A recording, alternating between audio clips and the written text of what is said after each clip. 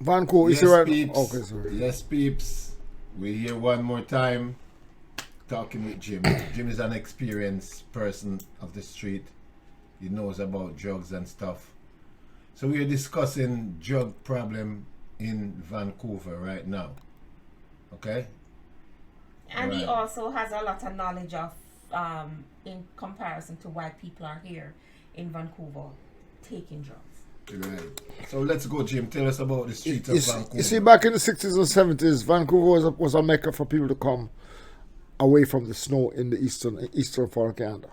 Yes. So they would come here and retire here, and then their kids who were left back in the East Coast would eventually come here and visit here, and it's more like a free for all state, Vancouver, where a lots of people who are rebelling against government policies. You know, they come here and they demonstrate. Okay. Oh, yeah. That's why I see lots of demonstration downtown all the time. Right. That's what Vancouver is built on Oxfam. Oxfam and those institutions, those they will come into your city and build your home, or doctors for borders or whatever. Yeah. You know, my grandmother, who had cataract in Jamaica, I just met a kid who went to Jamaica with his father as a doctor to help all these people with cataract and give them operations. My grandmother was one of those people.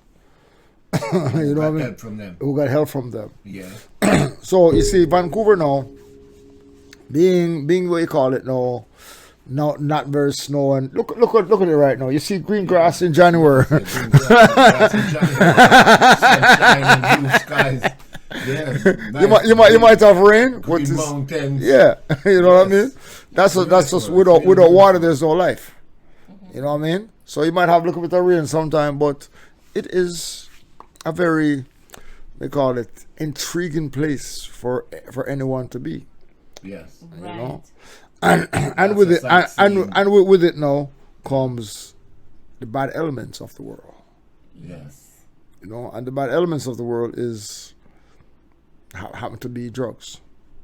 Yes. You know, even though ancient Tibetan monks used heroin and opiates for certain medical reasons, abusing it does not serve that medical reason. Right. You know what I mean? It does, in a sense, where it will stop the pain, but you have to keep on using it every day for it to stop the pain. Then you become addicted. Right. become an addict. Then become, what you call it, a bucket or a waste case. You know, waste man them call it nowadays. Things. You become a waste man. You know what I mean? Yeah.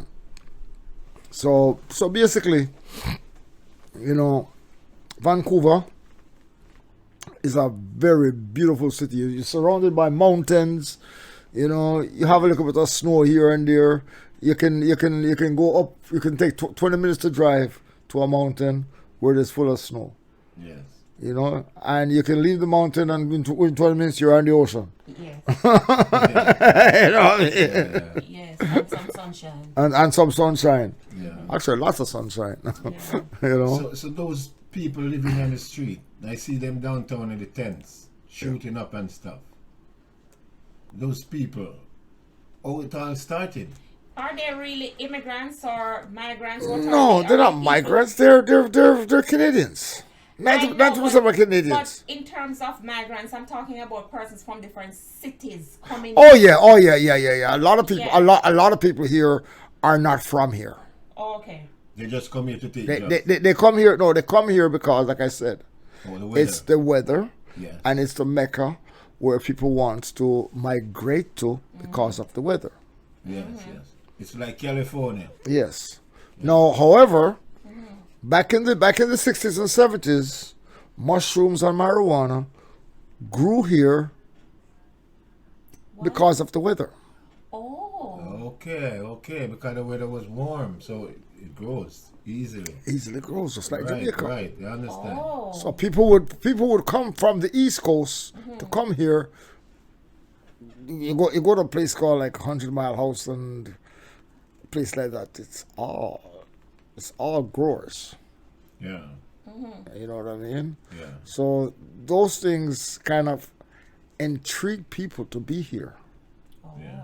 What's this 100 house you talk about? It's like you have Vancouver, you have Burnaby, you have Surrey. Oh, it's a 100 city. Mile House is a town. Oh, it's a town. It's a town. What they do there? I'm not sure, but there's lots of growers. There's a lot of growers there. Yeah. Okay, Because okay, of okay. the weather. Because of, You well, can't space. it's not really because of the weather. It's because of the segregation. Oh. It's Okay. out in the bush. That place is known for that. Yeah. Okay, okay. So people there, what you call it, will make money here, That's go there, and that house is just for that. And they will even hire somebody to look after that house, look after those plants. Okay, okay. So they have the greenhouses over there. Yeah. All right, all right. So these 10 people. Tell me, talk about these 10 people on the street down there in Hastings. A lot of 10 people are people who are you call it now. I know one guy. He's got a room in a hotel, but he can't live in that room. Why? He's a Vancouver boy, but he cannot live inside. You want to be outside. He wants to be outside. And when you say he has a room in a hotel, this is one of the government rooms that they give them as Yes, addicts? yes. Okay. Well, not really as addict.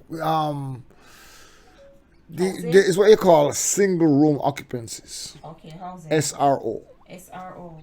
Okay. Now these SROs are for people who share bathrooms, share kitchen. Yeah, like a single room, yes. Yeah, you have a single room place, Yeah. and you, we call it now, dwell in these places. Yeah. It's like back home would call it a tenement yard. Tenement yard is kind of the same thing, but Same it's concept. the same. It's, One single building. yeah, it's one single building. You know, Yeah. tenement yard. You have many different houses, and you Yeah. all do your own separate cooking. Yeah, You most know, people y'all in the do- same bathroom Yeah. and stuff, and Yeah. yeah. You know, Yeah. so it's like those people in the tents now. The rules of living in those tenement yards or those SROs, where when I first came to Vancouver 25 years ago, okay, the SROs, if you're going there after 10 o'clock to visit your friend, Yeah. they will charge you $5 or $10 as a visitor Enter the building. to enter the building. Why? Some of them won't have dope simple.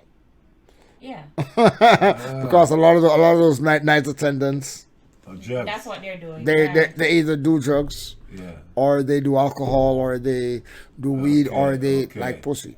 Okay. You know what I mean? So there's all different kind of things that surround it. Oh, you go pay to enter. Yeah, you know what I mean? Yeah, I understand. And if they know that you have money or you're a big drug dealer outside there, yeah. oh yeah, you have to give me. You know, every time you come in here, you know, you have to give me a $5 or a $10 or $20 or whatever. Yeah, I see. You know, So So- they chose not to stay in there because they won't get the freedom. they won't have the freedom. Okay, okay. You know what I mean? So- And Let me ask you something. Are all these people in the tent addicts? I can't really say for sure, but yes, they are. I would actually say yes. Yeah. You know, Because I always pass and they see them shooting up and Yeah. and stuff. lots of them are addicts. Lots of them are just like I know some people in what you call it tents, not tents, well, tent cities. Yeah, tent cities like in Crab Park right now. Yeah. I know at least 2 or 3 people in Crab Park who are not drug addicts. Yeah. But they're But- homeless. They're homeless because housing is very difficult to achieve in In Vancouver. Expensive, yes. That's That's true. true. Okay, like one of my friends from Ottawa, I knew him for 40 years now. A couple years ago, we had Oppenheimer Park, and they had a tent city there.